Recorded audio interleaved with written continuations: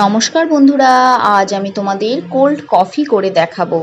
তার জন্য ছোট একটা মিক্সির বাটিতে কিছু বরফের টুকরো নিয়ে নেব। এতে আমি 2 টিস্পুন কফি গুঁড়ো অ্যাড করব, 2 টেবিল স্পুন চিনি অ্যাড করব, 2 টেবিল স্পুন গুঁড়ো দুধ অ্যাড করব এবং অল্প পরিমাণ ঠান্ডা জল অ্যাড করব। দিয়ে এটা আমি মিক্সিতে ব্লেন্ড করে নেব। দেখো মিক্সিতে ব্লেন্ড করে নিয়ে চলে এসেছি, কি সুন্দর হয়েছে দেখতে। এবার আমি দুটো গ্লাসে কিছু বরফের টুকরো দেব,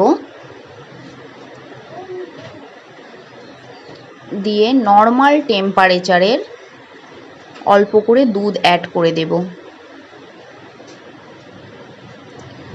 এবার ওপর থেকে কফি মিশ্রণটা ঢেলে দেব। ওপর থেকে একটু কফি ছড়িয়ে দেব। তাহলেই তৈরি হয়ে গেল আমাদের কোল্ড কফি। ভিডিওটা ভালো লাগলে লাইক ও সাবস্ক্রাইব করে পাশে থাকার অনুরোধ রইল।